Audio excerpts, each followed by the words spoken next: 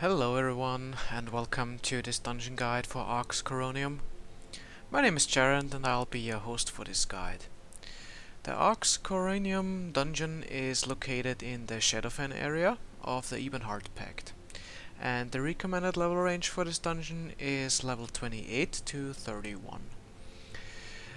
The dungeon consists mainly of lamias, lurchers and snakes. Please note that this dungeon guide does not include any quests that may be available or possibly altering events inside this dungeon. Also be advised that at the time of this recording all members of the dungeon guide group are of high veteran rank, so certain encounters might look easier as when playing this dungeon at the recommended level range.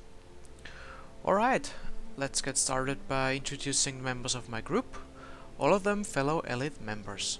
For this guide, my group members are Casey Karamakus, Nemorea, and Patrick the Pathfinder. The first pack of monsters you will engage are lamias and their snake pets. The trash groups can be quite big depending on which monster you attack first, so be prepared for varied trash mob group sizes. The two lurchers in the background of the starting area are patrolling and shouldn't also aggro when your group engages the lamias and snakes, as long as you stay out of their aggro range. As you can see in this video, the lurcher only engages because we range attack it, if you look carefully. Anyway, once you clear the lamias and snakes, you can kill the patrolling lurchers and then enter the dungeon part of the instance.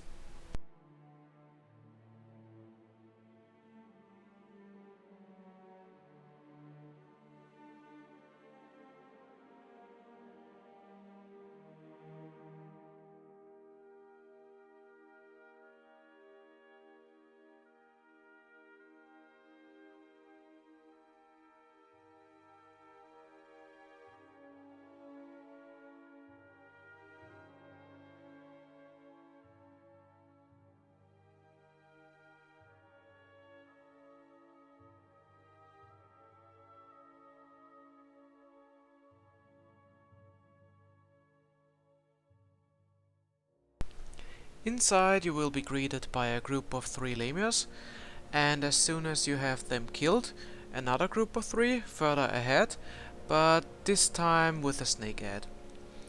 The snakes in this dungeon behave like the standard snakes you face outside of the instance also, so expect a cone frontal attack, and if they are low on health they also curl up and regenerate their health again, so interrupt that if you see it happening. The tunnel system opens up again after a while, and your group has reached the area of the first boss fight.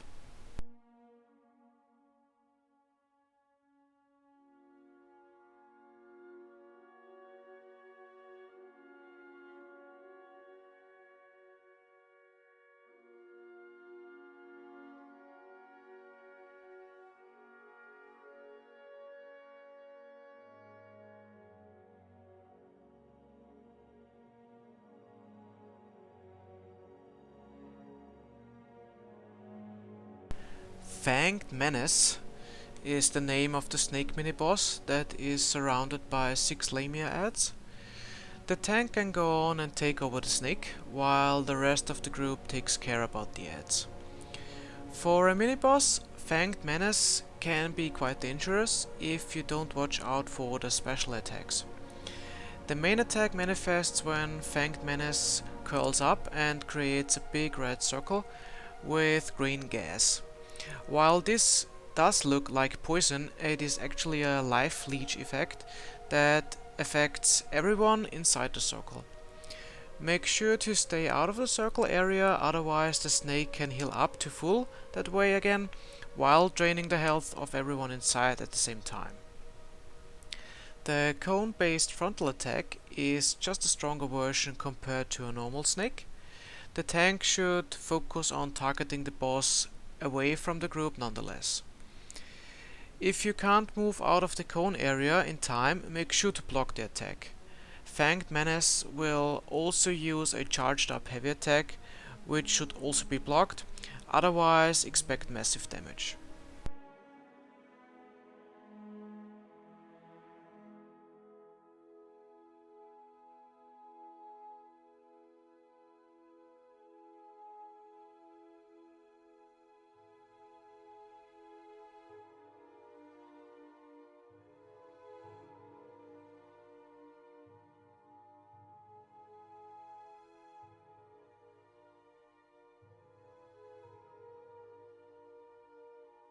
On your way to the second boss, there are only the already known groups of lamias and snakes in different group sizes, and nothing special to note otherwise.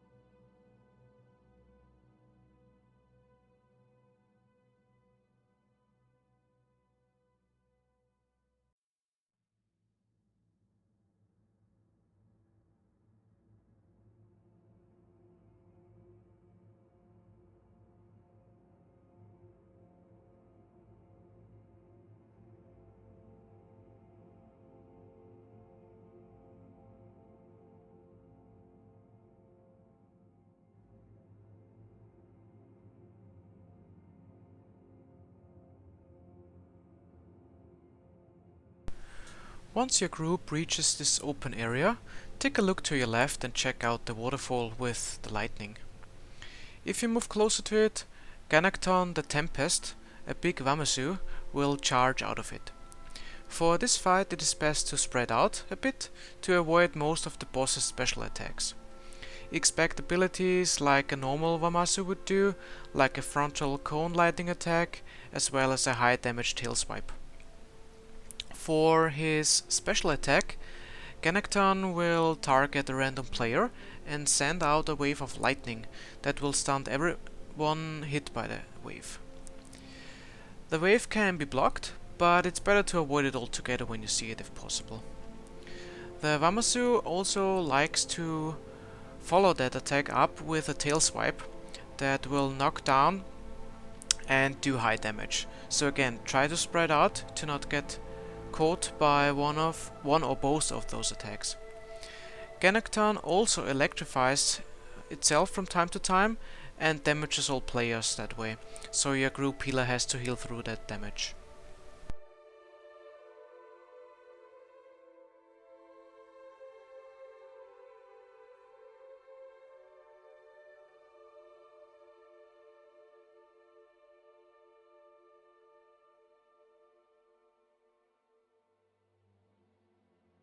Continue your way by jumping down the waterfall and kill the Lamia snake pegs down there. As mentioned at the start of the guide, the Lurchers don't really care for your group as long as you keep distance, so you can lure the other monsters to you and kill the Lurcher later separately like we do in this video. Afterwards, jump down yet another waterfall and kill the Lamia groups down there also.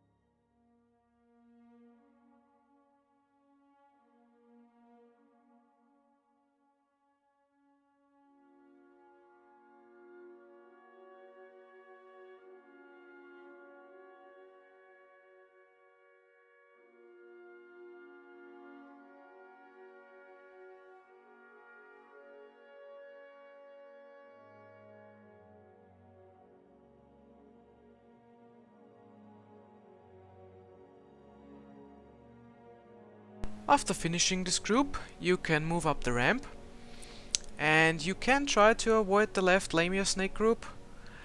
If you want, in this guide we just kill them. Otherwise, just take a right through the door into the next area and kill the Lamias and the Lurcher there.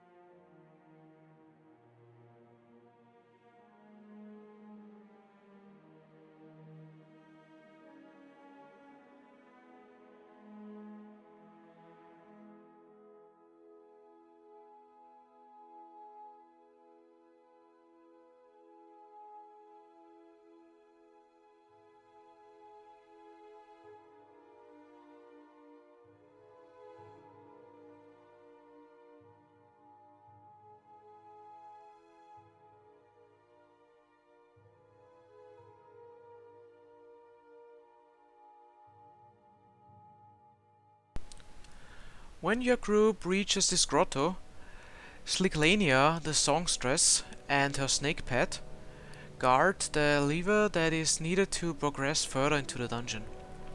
The important thing in this fight is to not kill the snake pet first. The fight is quite simple if you know the dangerous mechanics.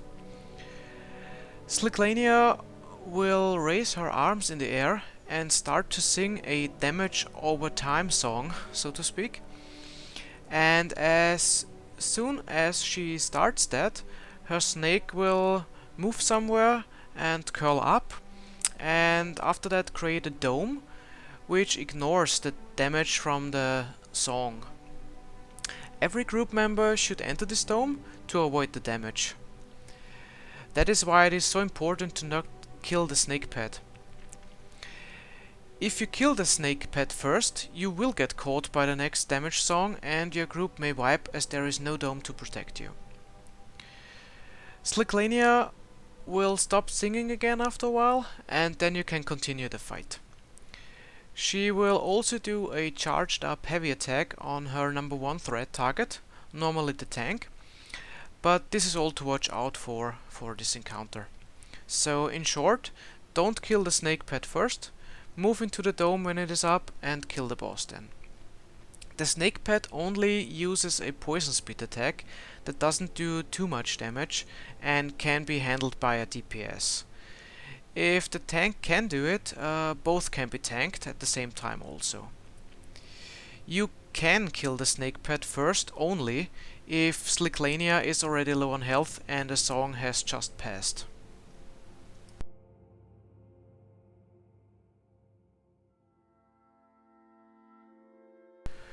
With the songstress and her snake dead, you can now activate the lever. The wooden root door that you see here is just for show and doesn't lead anywhere, so you have to turn around and move back to be able to continue the dungeon.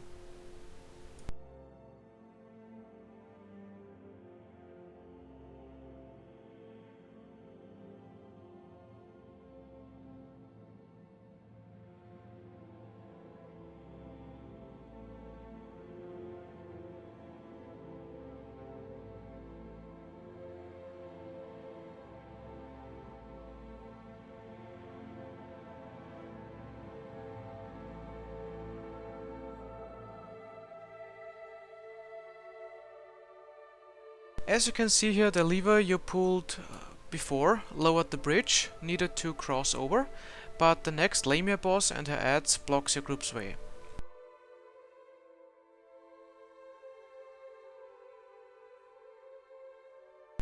Matron Ixnia is another mini-boss, but again don't underestimate her special ability. Kill the adds first and let the tank taunt her meanwhile. She only uses 2 abilities, but one of them is quite lethal and also used frequently. In general, try to spread out a little for this fight. Ixnia will cast a lightning bolt on a random target that will drop down with an explosion on the targeted area for very high damage. Take note of the 2 red impact rings. Both of them do damage, but the inner one is the most damaging one that should be avoided. If you get hit inside the inner ring, be ready to not only take high damage but also be stunned. So the healer has to watch out to quickly heal up affected players in worst case.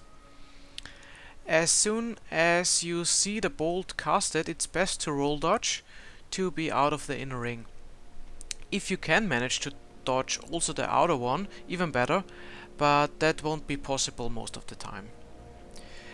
Beside her normal claw attack, she also summons a low HP ghost form snake from time to time that will engage a random target but should be easy to kill.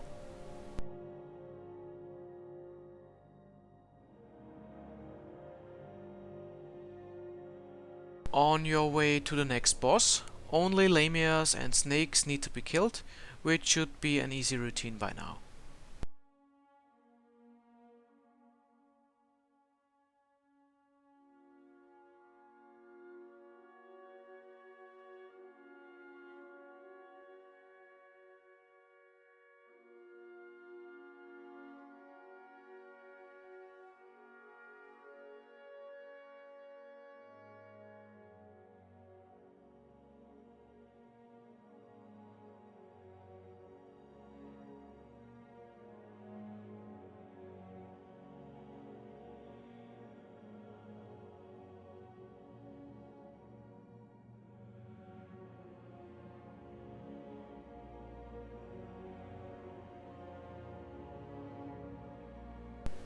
In this mysterious misty swamp area, the fight against Arx Corinium's 5th boss takes place.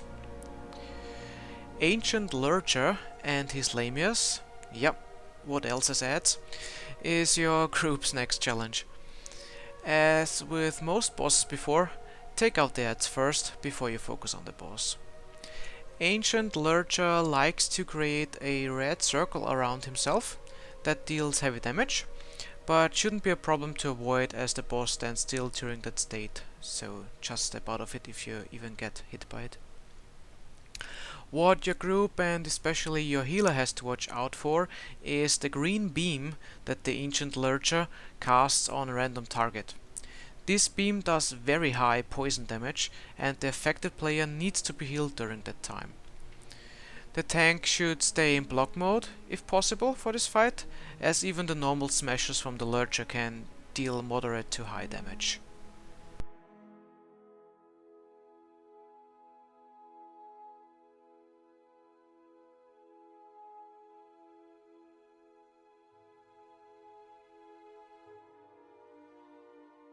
You can now pass through the swamp area, while killing yet another Lamia groups and a Lurcher patrol. Follow the path, and after a while you reach the area of the final boss fight, after you have killed a little snake on your way.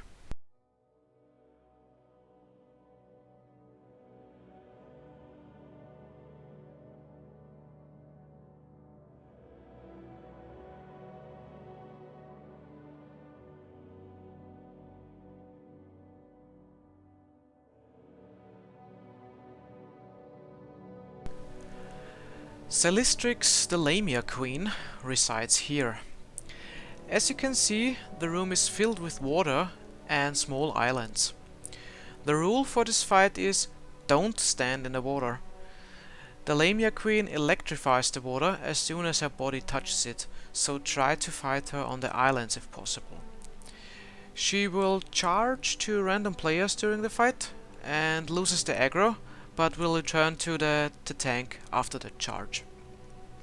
The charge itself only deals a low amount of damage. What your group has to watch out for is her cone-shaped song scream attack that will stun everyone in the area, so the tank should turn away from the group if possible. Once Celestrix raises her arms in the air and lightning strikes from it, she will create big red circles on the islands.